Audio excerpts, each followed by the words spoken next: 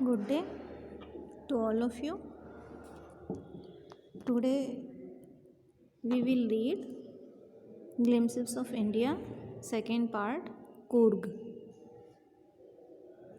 ये जो आपका चैप्टर ग्लिम्पसेस ऑफ इंडिया चल रहा था, जिसका पहला पार्ट आपने देखा था बेकर फ्रॉम गोवा, उसी का सेकंड पार्ट है Coorg. Coorg is coffee country famous for its rain forests and spices. Coorg जो है वो एक कॉफ़ी उत्पादक प्रदेश है जो कि अपने वर्षा वाले वनों के लिए प्रसिद्ध है और अपने मसालों के लिए. Midway between Mysore and the coastal town of Mangalore sits a piece of heaven that must have drifted from the kingdom of God. This land of rolling hills is inhabited by a proud race of martial men, beautiful women and wild creatures. ये Midway मतलब मध्य रास्ता है. मैसूर और तटीय इलाका है मैंगलोर का. मैसूर और मैंगलोर के बीच में एक तटीय इलाका है, मतलब समुद्र तट के किनारे किनारे एक जगह है जो बिल्कुल एक स्वर्ग के टुकड़े की तरह दिखाई देता है. पीस ऑफ हेवन, स्वर्ग के टुकड़े की तरह दिखाई देता है. और that must have drifted from kingdom of God, और जो कि भगवान के राज्य से, किंगडम ऑफ गॉड भगवान के राज्य से हवा में तैरता हुआ ज़मीन पर आ गया है. मैसूर और मैंगलोर के तटीय इलाके में, एक मध्य रास्ते पर तटीय इलाके में एक स्वर्ग का सा टुकड़ा है जो हवा में तैरता हुआ भगवान के देश से कहीं से आकर यहाँ पर आ गया है. This land of rolling hills is inhabited. ये जो भूमि है, धरती जो है, घुमावदार पहाड़ियों के बीच में जो ये धरती है, ये यहाँ के जो निवासी हैं वो एक गर्वित प्रजाति है, योद्धा आदमियों की, सुंदर औरतों की और बहुत सारी वाइल्ड क्रिएचर जीव जंतुओं की, जंगली जानवरों की.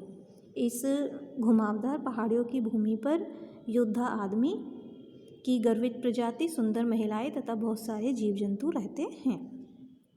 कुर्ग और कोडागू दोनों एक ही हैं, कुर्ग कहो या फिर Kodagu. The smallest district of Karnataka, Karnataka की सबसे छोटा ज़िला है, एक छोटा सा ज़िला है.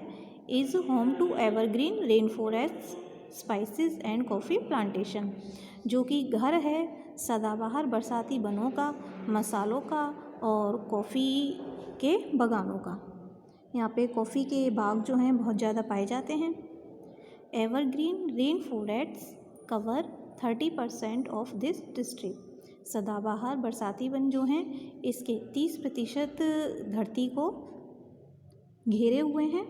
30% हिस्सा जो यहाँ का है वो, इस ज़िले का, वो वनों से घिरा हुआ है. During the monsoons it pours enough to keep many visitors away.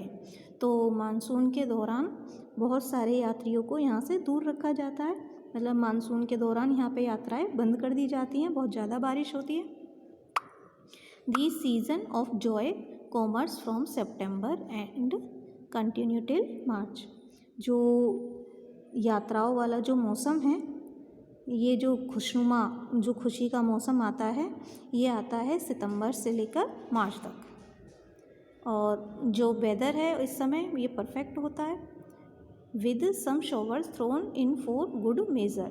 लेकिन अच्छी मात्रा में जब भी छोटी छोटी थोड़ी थोड़ी बौछारें देखने के लिए मिल जाती हैं. The air breathes of invigorating coffee, और यहाँ की जो हवा है, यहाँ की जो मौसम है, जलवायु वातावरण जो है, ये कॉफ़ी प्लांटेशन के लिए बहुत उपयुक्त है.